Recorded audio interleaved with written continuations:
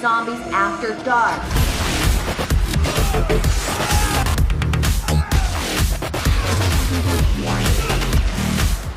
When I finally completed Dead Rising 3, the kill counter in the corner of my screen read 26,978. Also, I was wearing this luchador mask for some reason. But that's a really big number. It's like killing one zombie per second for 7.5 hours. The fact that I'm still ready and willing to go for another round with a co-op buddy is a good sign that Dead Rising 3 is packing enough variety and goofy action to make it a good time.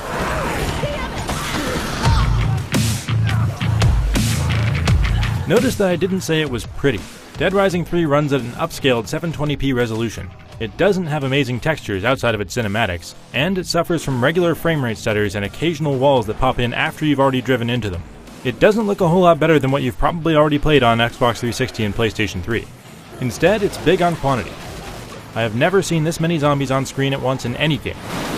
Up close, there are enough distinct character models that I didn't really feel like I was killing the same one 27,000 times, and I love the many ways in which they fall apart. They're fun and easy to kill. Easy enough that charging into the horde and bashing away with a sweet new weapon is a great way to build up experience.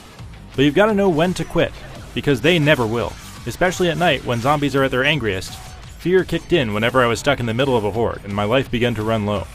But since you can now save anywhere, unless you're playing on Nightmare mode, the worst part about dying in Dead Rising 3 isn't losing progress. It's the 45-second loading times. Combat is a simple system of light and heavy attacks, but it's the over-the-top animations and different effects of 300+ weapons that really sustain it over the course of a 30-hour game. I never really got a chance to get sick of any one weapon, since they all break after a short period of use, and that forces you to mix it up. I love how most of Dead Rising 3's collectibles are blueprints for crafting new weaponry, instead of meaningless achievement padding. They get positively goofy, like turning microwaves into laser beams, or strapping a car battery to a mask of Street Fighter's Blanca. There's also a character upgrade system that's big and well done, with most of the options on the menu providing real benefits that you can feel right away. What do we have here?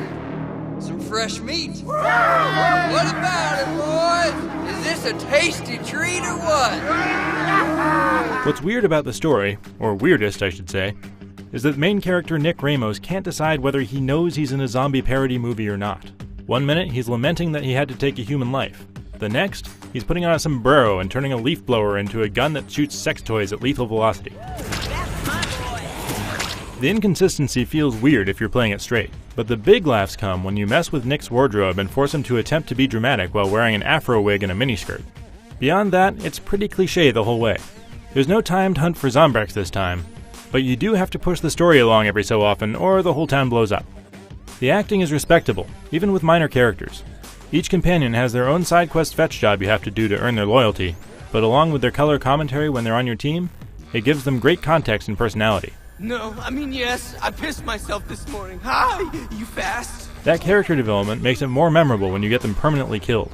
Fortunately, you don't have to babysit them too much, and it's hilarious to gear them up with weapons and watch them go to work.